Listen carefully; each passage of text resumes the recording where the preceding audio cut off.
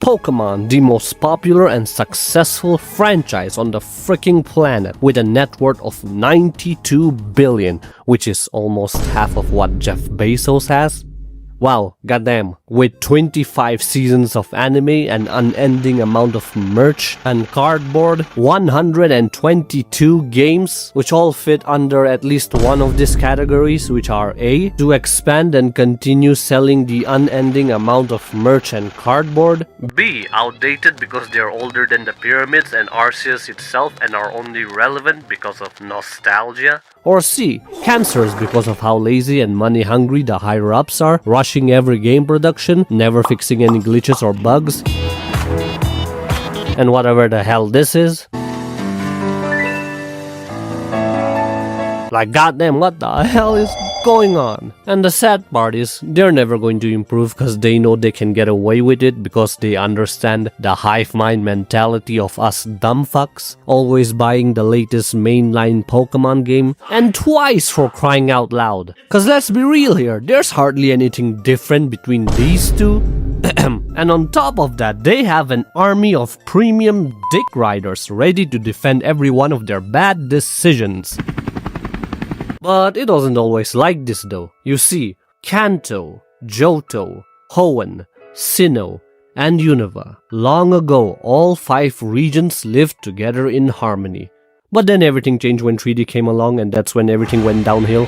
Okay, enough trash talking here. I just wanted to make sure that none of you actually thought that any of the 3D games were at the cream of the crop. And if you still think so, I just want to know what the hell you're smoking. So, objectively speaking, what is the best Pokemon game? What would be considered the peak of Pokemon game? Well, let me just spell it out for you. The answer is drumroll, and the answer is Pokemon Waifu Lock.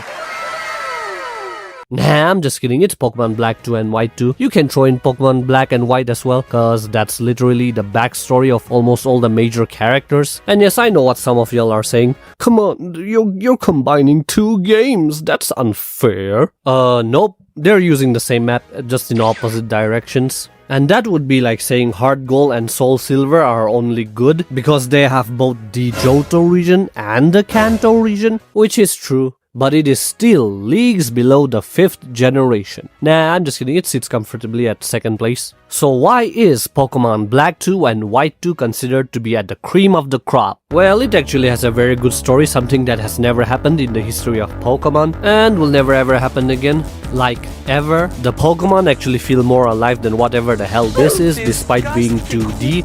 God help us. Character development, no hand-holding, we finally get to hit puberty, voice acting. Yes, voice acting, like seriously, this is the only Pokemon game that has voice acting. And this is from freaking 2012.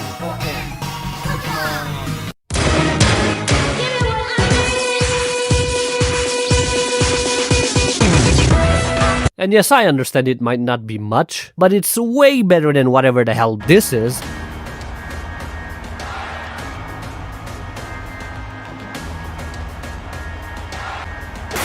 A non-linear map. stop the cap. Yes, and I'll get to that in a while. And the music. Off the get-go, we get to see the developers actually taking risk by saying, fuck your nostalgia, we're actually going to remove every one of your favorite Pokemons from the previous generation, and we're actually going to give you 156 new Pokemon instead, which was actually the highest amount of Pokemon they've ever released, like ever. 156 distinct looking Pokemon, which you've never seen before. And we'll never see this many ever again, because we stopped caring, we're lazy, and we'll just keep making reskinned versions of your favorite Gen 1 Pokemon.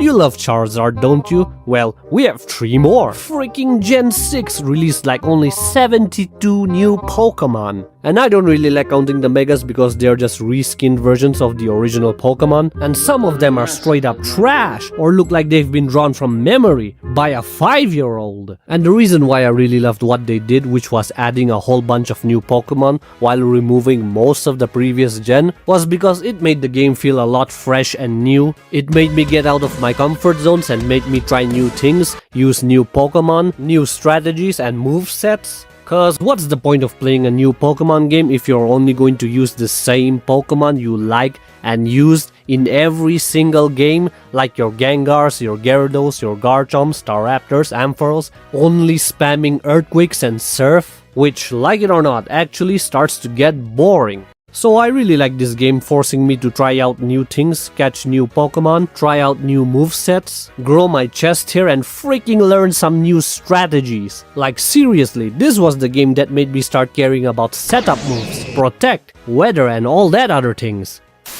But a lot of us didn't want to grow up, change or evolve, so most of us just hated this game initially when it came out, calling it the worst Pokemon game of all time, and understandably so, because at the end of the day, Pokemon is a children's game. And what Pokemon Black and White did was try to be mature. And another reason that made people dislike this game was because of Pokemon like this and this. Even though we grew up with Pokemon that look like this and this, Muk just straight up looks like if Tinky Winky took a shit. And I don't know about you, but I did actually like Kling Clang and Chandeler's design. Even Vanillux was kind of nice, even though it was very simple. But ignoring that, we have a ton of Pokemon with great design even in this generation, so I really don't know what all the fuss was about. A while ago I said, a non-linear map? Well, actually speaking, the story itself is quite linear just like every other Pokemon game, but the amount of side quests that you can do are freaking insane, and some of them can be done even before defeating the Elite Four. And it's not like the other games where you say, hey, what possible adventures are waiting for me beyond this pond? Oh, 7 blocks of land and a TM. Oh my god, how deep does this cave go? 1 room. But in this game, you can discover ruins, areas, ocean routes, you can get mugged, discover new islands, and the cool thing about this is that they have literally nothing to do with the main plot of the story. And on top of getting the day-night cycle, we actually have seasons that affect your gameplay. Every location feels unique and special, and they even upgraded the towns from the previous game to make it more realistic. Well, honestly speaking, I'll take that back considering how much progress they made in just 2 years. But who knows, maybe there's no corruption in the Pokemon world. Which brings me to my favorite location in all of Pokemon, New York City, baby! Concrete jungle where dreams were... Like, this city couldn't feel more alive. Every part of this feels lived in, the streets are busy, we got people doing jobs that they most likely hate, the buildings are filled with people and personality, gang members and drug dealers in alleyways, we literally have to wait in line for Castilia cones. And what do we have in France? England? The wild area?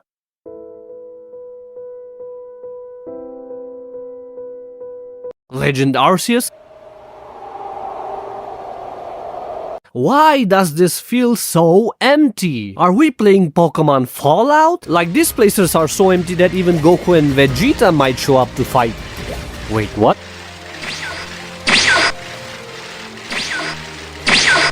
Ah yes, just what we need. People and Pokemon using instinct transmission and the ability to stop time when we talk. Everything freezes, or at least the Pokemon in the background freeze while we're talking to her. That's very, very nice look. Anyways, back to Black and White 2, the gym leaders actually have a more prominent role than just standing there menacingly waiting for us to whoop their ass and take their money. Like, some of them have a completely different profession. Bryson quit gym leading to pursue his acting career. Elsa is a superstar. Our own friend Sharon from the previous game becomes a gym leader. And so characters like that, stories like that make the game feel more engaging. Oh, and talking about the story, mwah, chef's kiss. I think that this is the only Pokemon game that made me not want to keep pressing A. And the only Pokemon game that made me feel guilty about mass murdering Basculin for speed IVs. And it made me question the entire Pokemon world, and all of that happened because of Team Pita, Plasma. And this makes them the best villain organization in all of Pokemon. Like, everything was just so good. They weren't just comically evil, and our own allies weren't walking on water either. Some were driven by revenge, and even some of our enemies were actually trying to do good. While some of them were pulling strings from behind, and some of them were just just doing it for their own self-interest. And all of that was happening within the same evil organization. It wasn't just straight up good versus evil, it wasn't just straight up black and white. See what I did there? And not only that, this is the only game where there's conflict of interest within the same evil organization. And that's why they defected into two factions, one trying to do good while the other being cancerous in the pretense of being good. And this is why I really love this game. Like, compare this to what we got before and after. Generic bad guys who are evil for the sake of being evil, retards who want to end the world for God knows what reason, local thugs, pedophiles? What the hell were they thinking? Okay, anyways, let's talk about the post-game, and boy oh boy, there are a lot of things to do in this post-game. You get the Black Tower or the White Tree Hollow where you have to battle multiple high-level Pokemon trainers, and then the boss who is the son of Alder. You have the Subway Battle, the Pokemon World Tournament, which is by far the best thing in Pokemon ever. Cause you can literally battle every gym leader and champion from the previous region. Like, this literally feels like a fan-made game because the fans actually know what the hell the fans want. So what the hell happened after Gen 5? Anyways, we also get a ton of new locations and storylines for catching legendaries. Ah yes, the good old days when legendary Pokemon actually felt legendary and hard to get. Solving puzzles, dungeons, learning Braille. Alright, what does it say? Alright, it says dig here. Yep, that's what I brought H&M for. So if we'll use dig, want to escape from here and return to underwater? Sure.